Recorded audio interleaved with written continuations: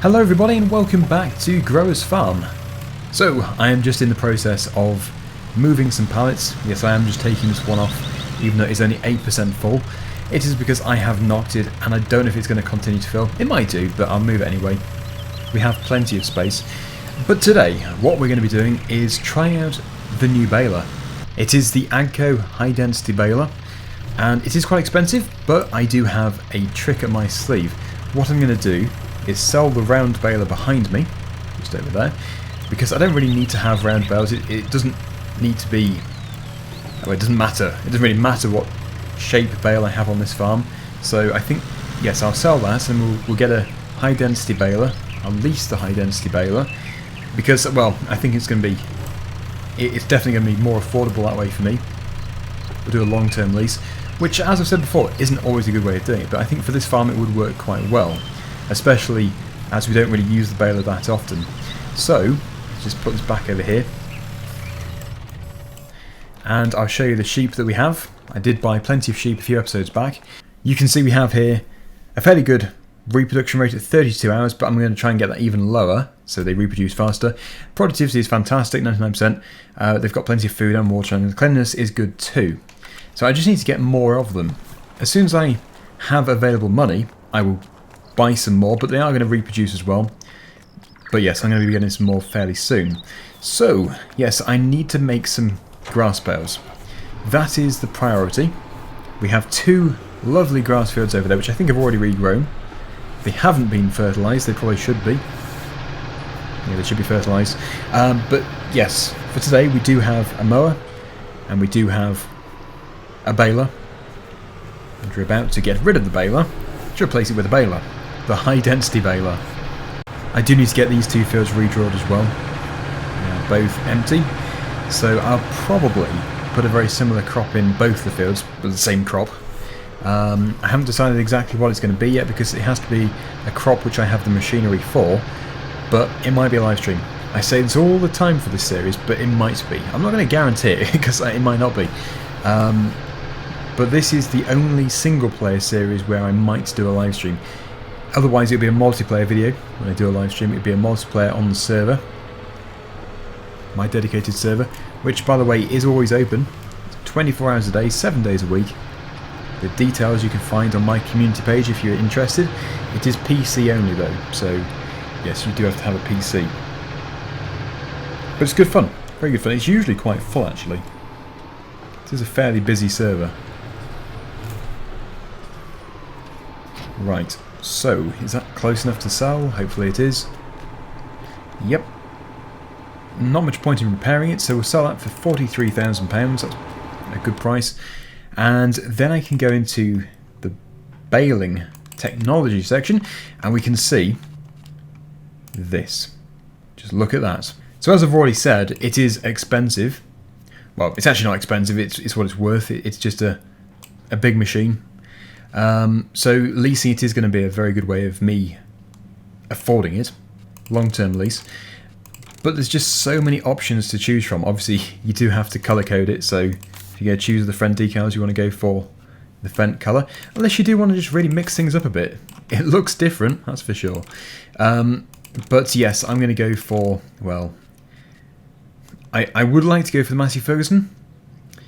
However, there is actually one which also stands out for me. It does stand out quite a bit, and it is the Challenger. It looks quite good. Fendt looks good too, but yeah. I know if I go for Massey Ferguson, I would just get complaints because I'm obsessed with Massey Ferguson. So I think we'll go with Challenger. It just looks interesting. It looks very interesting. Of course, I can just respray it very easily for free. So I can change it in the future. We'll try out everything. And, oh, that was a pretty good... Yeah, I like that. Looks good. So, let's get that leased. I think probably the grey rims look okay with Challenger. Yeah. We'll go for the grey. So there we go. A nice machine. Look at that.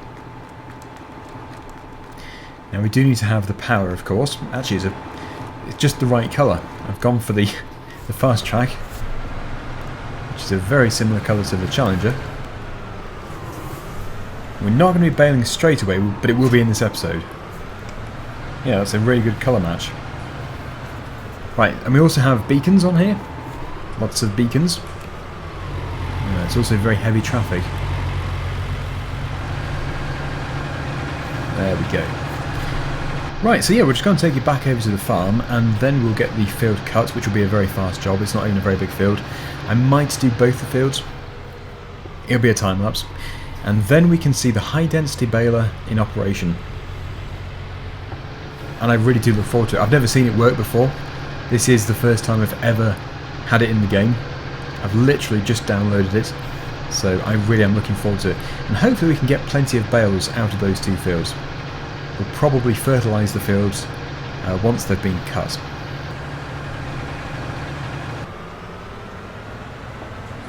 I think I'll put it in here for now.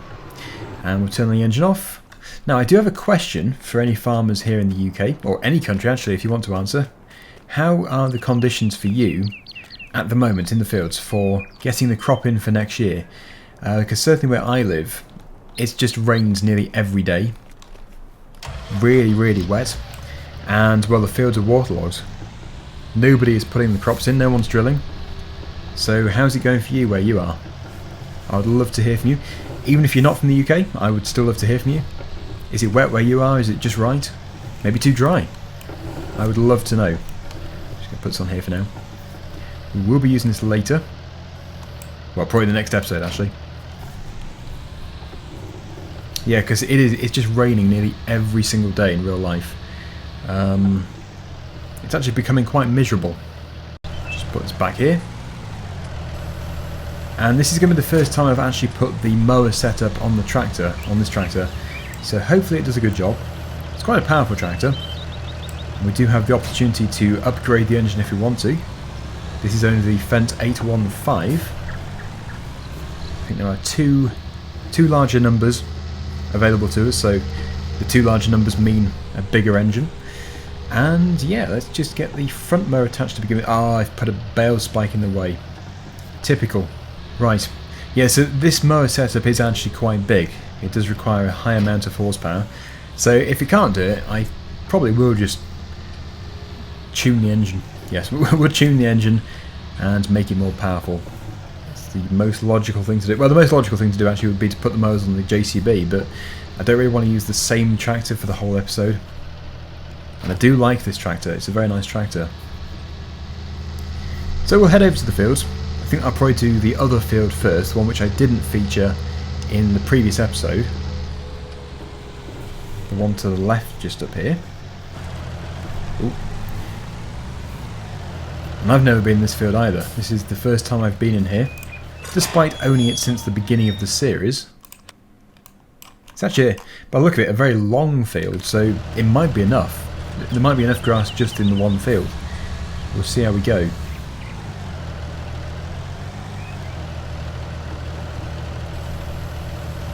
Now, I don't think this mower has the ability to swath it, so we are going to have to use a windrower. But I could actually just get the windrower to follow me. I used the little Fendt Favorite. I do still have it, so yeah, that's quite a big trailer. It does tow it surprisingly well. I think it would be a different story if the trailer was full.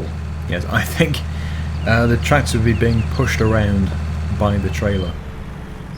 I'll just put it over here somewhere. Ideally, it wants to be undercover. What do we have in here? Might just fit. If it does fit, then yeah, that would be a good place for it. I do like to make the most of the dry storage. Although I think I probably do have plenty of sheds around the other side, which I'm not even using, so when I say I like to make the most of it, I mean I should make the most of it. Oh, is that... Oh, no. No! Wow. If I just gone back like 3mm more. Ah, well. Let's get this windrow set up. There we go. So, yep, I'll see you when the field's been cut.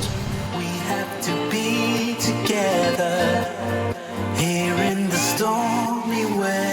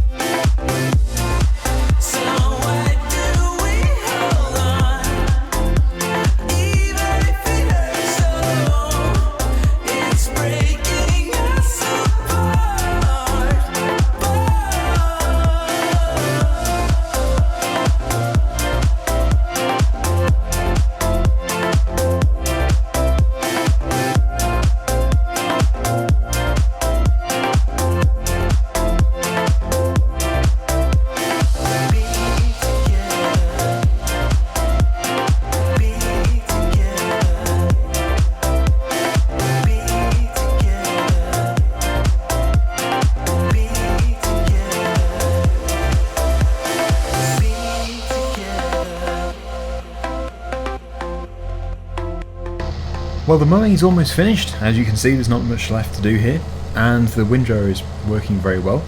So I'm just making sure I'm not getting too far in front. I don't want it to lose the course, although yes, there isn't too much left to do myself if I have to. And yeah, I think probably with the one field is going to be plenty, because, well, grass doesn't keep for very long, and we can just cut the other field when we need it. This is already going to be loads and loads of bales. I might even end up wrapping some of the bales, because I just won't need so much grass. Right, well, yeah, almost done. The tractor almost has enough power. It's sort of on its limit. It could really do with a bit more power. It's been working it hard, that's for sure. But yeah, it's done a good job. It's done it, so that's the most important thing. What I need to do now is go and take this back over to the yard, and then we're going to go and get the JCB and the high density baler, and we're going to get this baled. Which probably won't take very long. Wait for this to finish off, because it is following the course of this tractor.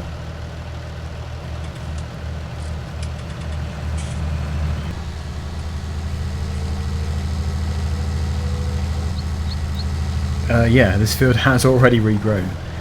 How has it done that already? I'm sure it was only the last episode when I cut it. I'll probably keep this tractor as the mowing tractor now, but I probably will be chipping the engine, so we'll make it more powerful. Just put that there, should be fine. And yes, the windrower back in its position around the other side. It does seem to have its own home, so we'll keep it in its home, and this door can be shut. Other stuff can live in there.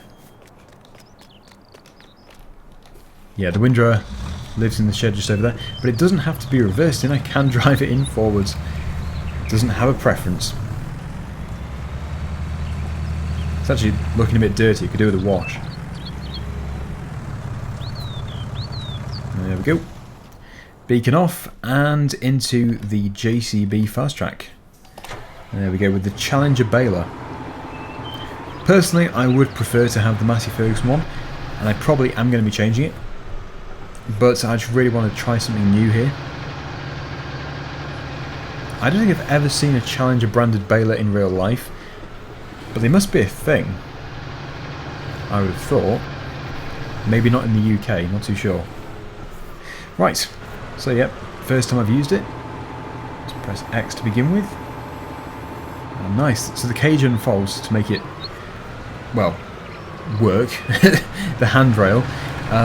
But yeah, more importantly, it folds up so that you can get under lower bridges and barns and stuff, barn doors. And then there we go. We are baling grass.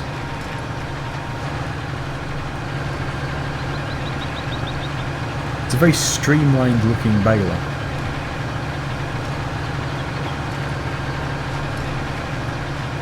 Here comes the first bale.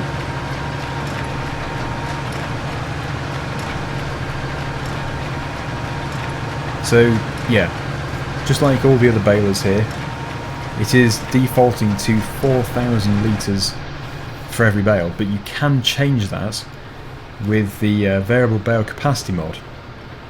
I'm not going to do that for this Let's Play because, well, we don't have that many bales to do anyway, but if this was a huge field, I would change the capacity to something much higher, so we have fewer bales, we have more litres of material within each bale.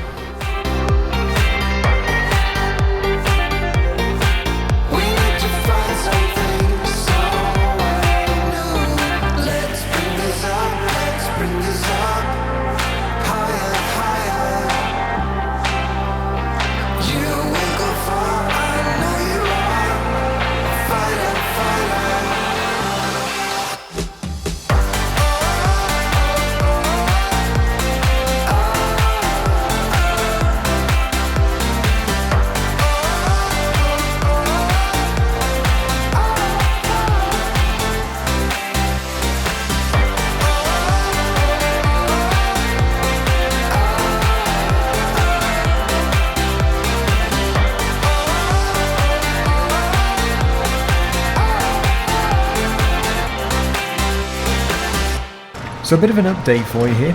I think the baler is absolutely brilliant. Couldn't fault it in any way. The tractor, on the other hand, yeah, I could fault that because, well, I think I'm sort of used to the other JCB, the smaller fast track, which has the 4-wheel steer. I don't think this one has 4-wheel steer, and it just feels very restrictive. It's very difficult to turn tightly. So yeah, it's sort of, yeah, you sort of want the other fast track, but I don't think it would have the power. It might have the power, but yeah, this one just seems a bit too cumbersome. I just can't turn tight enough. If only this one had 4-wheel steer, it'd be absolutely incredible. But the baler's done a very good job. When I finish this, I will take a look and see exactly how many bales I've produced. It's quite a few. It is quite a few. So I'm going to probably just put a guess on 35. See how close I am.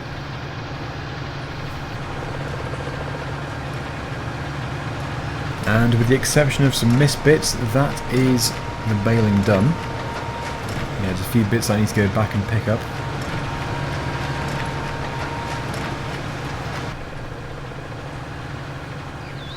As soon as I have enough for this final bale, I will stop, because well, there wouldn't even be any point in starting a new bale. 98%, 99%, and there we go. Right, so we'll unload those 2 bales, and we can see how many we've made. This is going to be quite good. I said 35, it's actually 49, so if you said 49, well done to you. I think if you said 50, we can give you that. One off isn't really too bad at all. So there we go. That is all the baling done. In the next episode, everything's going to be picked up, and I do have a plan. I think I might actually put some trees into this field. I think if I put some trees in, we'll do some wood chips or something. I'd like to find a different mod for wood chips. I know that there was the Xylo chip for FS17 by Black Sheep Modding, which was absolutely incredible. It made the conveyor belt system look really good.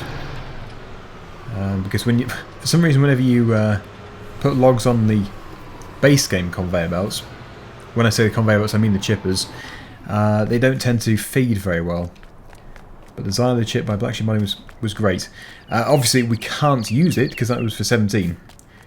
But there might be something similar. Who knows? Anyway, yes, we'll leave it there. Thank you so much for watching, everybody. Hopefully you've enjoyed it. And until next time, see you again soon. Bye for now.